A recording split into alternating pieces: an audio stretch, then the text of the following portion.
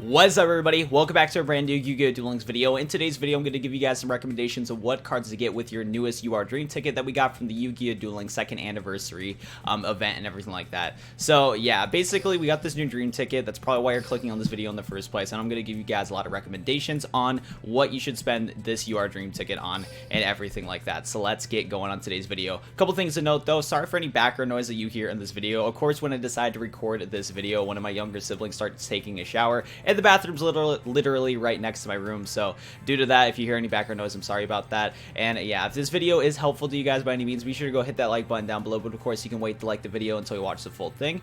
And yeah, let's get going on today's video. So first thing I gotta say before you spend your UR Dream ticket, if you legit just don't know what you want to get with the Dream ticket and you don't have an urgent card that you need right away, I'd recommend honestly not spending your ticket right away. Since this ticket is usable until January 31st of 2020, there's like no reason to spend this ticket right away. The best thing to do with the UR Dream ticket, in my opinion, is just to save the Dream ticket until you absolutely need a UR card from a certain list right here. Since all these UR cards are from a box, in case if there's like some meta deck in the future with a future box that has like that needs like a card from an old set, you can use your UR Dream ticket that you saved up to get that one card that you need for a new meta deck or whatever. So honestly, since this ticket doesn't expire for a very long time, I'd honestly recommend not to spend it right away, because there's just no reason to.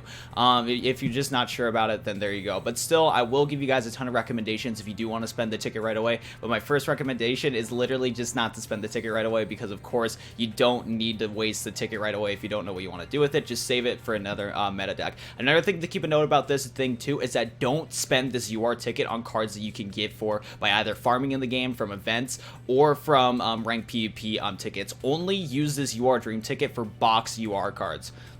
If you're unsure if a card that you're thinking about getting is from whatever thing, what you're going to want to do, like for example, if you don't know how to get Amazon's Princess in the first place, you can go to this thing right here and go to the little card studio and then search up the card in card catalog. I believe that's what it is. And basically, if you're like considering of a card that you want to get but you're not sure if it's from a box or not, just type it in into Yu-Gi-Oh! Duel Links, Amazon, and then what you do is that you click on that, find the how to obtain button right there, and it will tell you from ranked duels. Since you know, for example, Amazon's Princess from ranked duels, you do not want to waste your UR Dream ticket on Amazon's Princess since you can unlock it from ranked duels. Don't waste your thing on events. Don't waste your UR Dream ticket from cards from events, from ranked PvP that you can get through the ranked PvP tickets, or from just like that sort of stuff in general. Only use the UR Dream ticket for box URs. Don't use it for anything else, because that's just a waste if you use it on a farmable card that you can get for free. Now let's get going onto it. So usually when it comes to like some of the best cards to get with your UR Dream ticket, usually the spells and the traps are usually the best way to go at it. And let's just begin with the spells. A couple of recommendations that I can say right away. Let's go switch this to release date. One card I could say right away that's okay. This card is an okay pick, not really the one that I would go for right away, but Galaxy Cyclone's an alright one because you can target set spell and trap card on the field, destroy it during your main phase, except to turn this card since the graveyard. You can banish this card from graveyard, target a face-up spell and trap card on the field, destroy it. You only get to use this effect once per turn. That's a decent one right there. Galaxy Cyclone is pretty good for back row removal. Another good back row removal card that's kind of not been as good as it used to be in the past, but still, Cosmic Cyclone can be pretty useful in situations. You can pay 1,000 life points, target a spell and trap card on the field, and banish it. Cosmic Cyclone's also a pretty decent, solid option. It is a quick play spell too, so you can activate it during your opponent's turn. Pretty decent option right there. What's kind of cool about this too is that recently in Yu-Gi-Oh! Duel Links we're going to get some buffs to certain skills. There's a lot of new draw skills that only take 1,000 life points. If you lose 1,000 life points, you can pop that draw skill, so maybe you can consider comboing Cosmic Cyclone with that. But for some back removal cards, Galaxy Cyclone and Cosmic Cyclone are pretty good choices in my opinion. Another alright card, and a card that I like personally, and I actually might get this one, it is Gemini Spark. Gemini Spark is a really good card for Geminis. Tribute one face-up level 4 Gemini monster, and then target a card on the field, destroy it, and if you do draw a card. For me personally, this is pretty good, but it's not going to be a card for everyone, and I am fully aware of that, so there's that right there. Another alright pick, I would probably stay away from this one, but another alright pick is Gold Sarcophagus. You can banish a card from your deck face up during your second standby phase after this card's activation, add this card to your hand. The only reason why I slightly recommend this is because this is actually in the silent Spellbound Structure Deck EX, and the only way to get that EX Structure Deck is by spending money. So if you really wanted this card and don't want to spend the money, you could use your UR Dream ticket on it, but I don't know. I'd rather you guys, if you're gonna go that route, go for Silent Magician. Silent Magician, I'll recommend it a little bit later in this video, but it's another one of those cards that's only available through money. But now you can use your dream ticket to get that. But I'd stay away from Gold Sarcophagus. I'm just mentioning that this is a pay-to-play only card, so there's that right there. Another alright card I could say that's kind of pop up. Sometimes Dark World Dealings pops up. It's been a pretty good card for Dark World and Fabled. That's an interesting card. Into the Void, if you have like 2 copies of this card already, getting a 3rd copy might not be that bad because there's a lot of meme OTK decks with Into the Void. Could give that a shot. That's just another random recommendation. What else would I recommend from this? Honestly, I just gotta say, probably stick with like Cosmic Cyclone, Galaxy Cyclone, and then if you need like a certain spell card to support your deck, you know, like for example, if you're a Gemini user, you can go for Gemini Spark. And alright card too is Ties of the Brethren. This card's been popped up in some decks. It's really good in Boojins and Gearguds. Pay 2,000 life points to target level 4 or lower monster control for the rest of this turn. After this card resolves, you cannot special summon monsters. Also special summon 2 monsters from your deck with the same type, attribute, and level as the monster, but with different names from each other in that monster. You cannot conduct your battle phase until you activate this card. This is a really good turn 1 opening card, but you're going to want to have 2 to 3 copies of this card before you're going to want to do that. So I'd probably stay away from that one too. These are just some like okay recommendations from all of these cards. Probably the ones to get if you needed some back removals like Cosmic Cyclone or Galaxy Cyclone. You can run a one of this and still use it pretty efficiently. So there's that right there. Now we're going to go into the trap cards, and honestly probably some of the best cards to get with the UR Dream Ticket is easily some of the trap cards. We have so many good trap cards in this set right here. We have Drowning Mirror Force. Drowning Mirror Force is a great card to pick because when your opponent monster declares a direct attack, you can shuffle all attack position monsters your opponent controls to the deck. Really good card. Your opponent has a whole swarm of monsters on the field. You activate that, they go back to the deck. Really good card. Another card that's not as good as Drowning Mirror Force in my opinion, but still a solid option if you want to get it, is Widespread Ruin. When an opponent's monster declares an attack, destroy the attack position monster your opponent controls with the highest attack, your choice of type. What's really nice about this card is the fact that this is a non-targetable card, so you can use this against decks like Hazy because since it doesn't target them, you can still destroy the monster. It's really cool. This card is alright. I'd probably stay away from this one, but still a decent option. Select one spell trap, set spell trap card on the field, cannot be activated. Cards and effects cannot be activated in response to this card's activation. So you basically lock down one of your opponent's monsters, which is pretty cool. Next up, we have another alright card. Needle Ceiling has popped up in the game a few times. Needle Ceiling with 4 or more monsters on the field, destroy all face of monsters. That's alright. And you got to build a certain deck for that, so I stay away from that one too, but still an alright option nonetheless. Next up, we have Canadia. Probably like this is probably like the #1 card to get from this selection box is Canadia. Canadia is such a good card. It's a very versatile card because you can target one face of monster opponent controls, change it to face down defense position once per chain. When the trap card is activated while this card's in your graveyard, you can special summon this card as a normal monster with 1200 attack.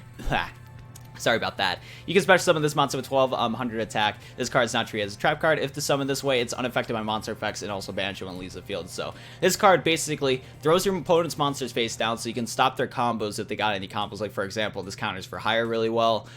That's like the only one I can think of on the top of my head. Dragunities, you can actually stop Dragunities a little bit too. But basically, this is a shutdown card. You activate it right away against your opponent so they can't go off with their combo in case if their card has an effect where you can activate something. So that's really good right there. Also, if you activate a trap card, you can special summon back Canadia from the graveyard and use it as a monster. So you can use it as a defense option, as an attack option, and it's unaffected by your opponent's monster effects. So you don't have to worry about that either.